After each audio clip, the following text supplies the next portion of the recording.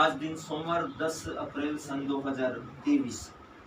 हमारा आज का जो वाक्यांश लिया गया है वो एफिसियों की पुस्तक अध्याय 2 वचन 6 से लिया गया है।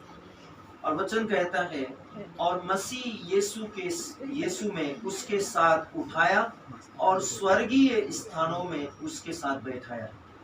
इस वचन को गंभीरता से लीजिए।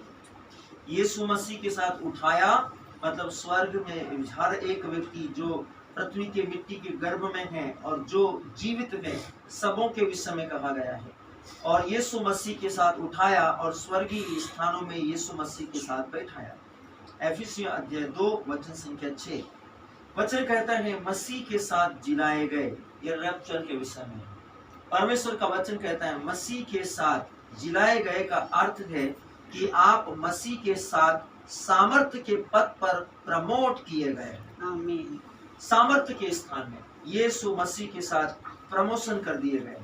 बाइबल हमें बताती है कि यीशु मसीह परमेश्वर के दाहिनी ओर जा बैठा है।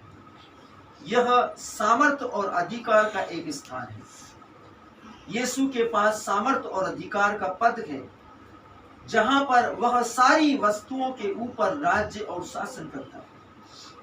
और सोचिए, पवित्र शास्त्र का वचन आपको और मुझको प्रेरणा देता है।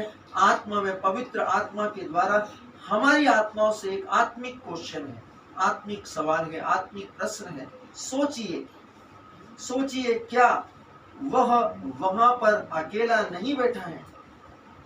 अपने अपने दिमाग में सोचिए, क्या यीशु स्वर्ग में अकेला नहीं बैठा है?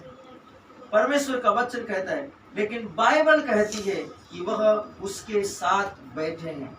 बाइबल कहती है कि आप उसके साथ बैठे हैं। हम सब उसके साथ बैठे हैं जहां यीशु है, परम प्रधान परमेश्वर के सिंहासन के दाहिनी ओर। यस, आप और मैं यीशु के साथ बैठे हैं क्योंकि वचन में हमने सुना और मसीह यीशु के साथ उठाया और स्वर्गीय स्थानों में उसके साथ बैठाया। एफिसियों अध्याय 2 वचन संख्या 6। परमेश्वर का वचन बहुत स्पष्ट कहता है।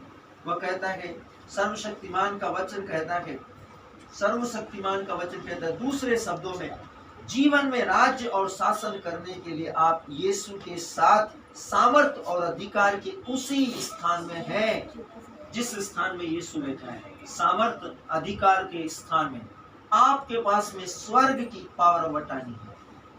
सामर्थ्य और अधिकार के स्थान में मैं मसीह के साथ जिलाया गया हूँ। जब यीशु क्रूस पर था तो क्यों था, उसकी वजह जानिए, उसके बारे में सोचिए कि यीशु मसीह के साथ में ऐसा क्यों हुआ, क्यों मसीह क्रूस पर था। उसने कहा हमारी दुर्बलताओं को उसने अपने ऊपर ले लिया, हमारे रोगों को, हमारे पाप को, हमारे दंड को उसने अपने ऊपर ले लिया। और बाइबल कहती है कि जो दंड वो सहता था, जो दंड वो भोगता था, उसके द्वारा हम भले चंगे हो गए। हर एक दाग, हर एक झुर्री, हर एक धब्बा, हर एक पाप, हर एक कलंक, हर एक अपराध, हर एक पाप, हर एक वह कुकर्म जो हमारे ऊपर पाप की घोषणा को करते थे, वे हटा दिए गए उसके लहू के द्वारा।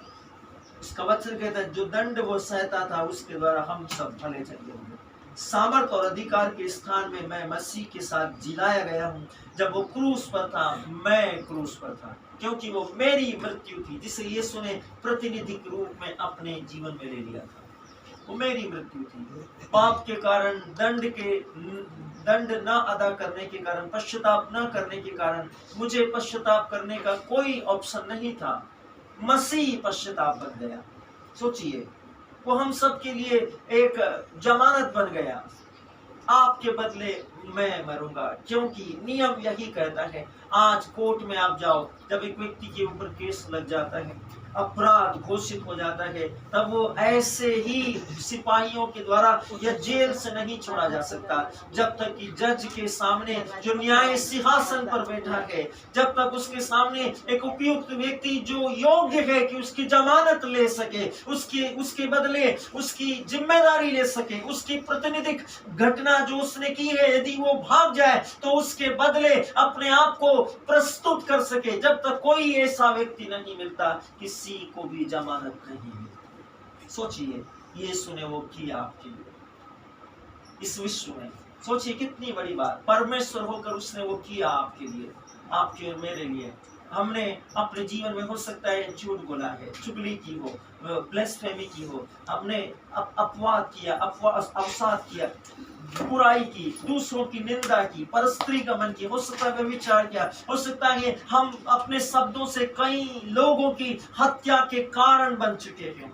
शब्दों से भी लोग मर जाते हैं। सोचिए हमारे प्राकृतिक अपराधों का प्रतिनिधि यीशु हो गया।